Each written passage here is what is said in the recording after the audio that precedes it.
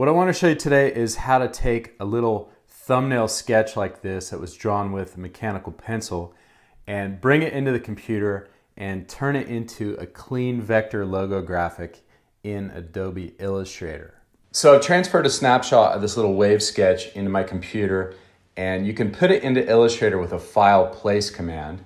And the other thing I want to do is I want to turn the opacity of it down to around 30%. That way we can still see it, but we can also draw over it and it's not going to get in the way. And I'm also going to hit Command 2 or Control 2 to lock it. That way it won't get in the way when we're working on it. And I want to use a black stroke, and we'll first start out blocking out this shape with the circle, and I'm going to try like a 40-point stroke, and that looks pretty good so far. And what we want to do now is use our pen tool to start drawing out these curves. Now, when you're using your pen tool, you're going to want to use the least number of points possible, and it'll just make your logo a lot easier to work on if you can do it with a few number of points. For instance, if you get little kinks in your curves, they're a lot easier to work out if you don't have a lot of points in your drawing. And the other thing we can do is we can add on to this curve here. And I want this curve here to kind of meld in with the circle. And again, let's just move these points around till it starts to look nice and smooth. And I think that's starting to look pretty good. You know, like I was saying, if this curve had a lot more points on it, it would be way harder to get smooth. The other thing we can do is, because a lot of this design is circular, we can use the ellipse tool to sort of define some of these curves. And we can go in here with our scissors tool and just cut out the parts we don't want. And that way we're getting really nice, perfect curves. So you get where I'm going here. And eventually we get to drawing like this, and it's still all paths. So what we want to do here is we want to convert this to fills. So let's go to Object, Expand, click OK. And you'll see how Illustrator has added some points in here. We want to get rid of some of these extra points so that, again, the logo is a lot easier to work with. So what we want to do here is let's use our Delete Anchor Point tool. In old versions of Illustrator, if you deleted anchor points, it would flatten out your curves. But now if you hold the Shift key down, you can delete some of these extra anchor points and it'll retain the nice curvature of your paths. But you'll see sometimes even if you do that and you delete the wrong ones, it'll flatten things out. So if you do that, just undo it and delete the other ones.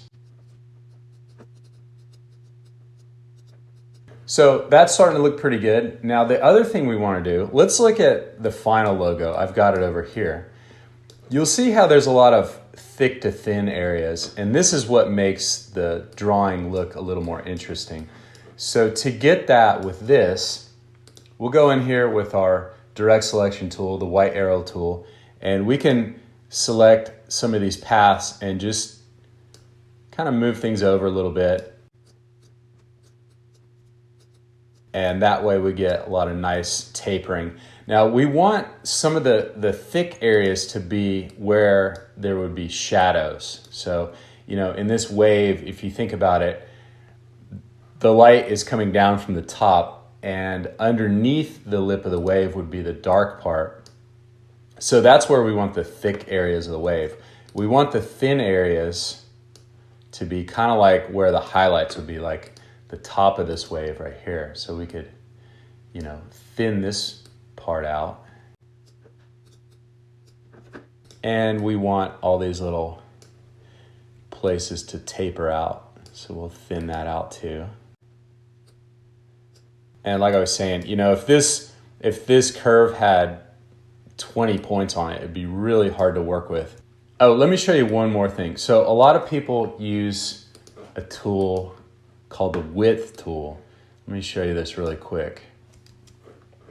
So if we were to use the width tool, we could accomplish what we were just doing. So you can go thick to thin like this.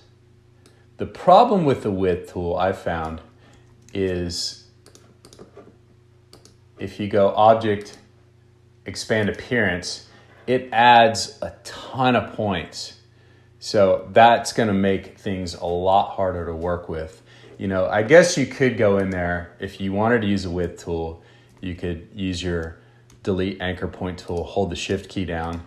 But, you know, that's a lot of work getting rid of all these extra points. So, you know, I just like to do it the other way where you don't have to delete all these extra points. This is looking pretty good. So the next thing I want to show you is I want to round out some of these corners. So let's select this whole thing, and in our Pathfinder window, we just want to hit the Unite button. That makes everything one big compound path. Now we can go to our direct selection tool, and you'll see these little dots here, and what that is they allow you to round out corners. So you can do them individually, or sometimes you can do them all at once. The problem is if one of the corners is kind of limited, you'll only be able to drag out all of them to the degree that that one limiting one is stopping you. And I think, for instance, this is stopping right here because of this point. So it's not going to drag, it's not going to round out that corner beyond that point. So if you find something like that, you can go in with your delete anchor point tool. Again, hold the shift key and just get rid of those points that are really close to the corners. So again, let's go in here. Let's round these out, and you'll see how this one's less limited. But I want to go in here individually and round out some of these. And the ones that are kind of in these thick shaded areas, I want to round out more, because that's going to add just kind of a nice shadow, like heavy black look to it. And also these tapering areas right here, I just want to round these out as much as they'll round out. And down here, round these out to a pretty good degree too. So there you go. That's how to turn a rough sketch into a clean vector graphic.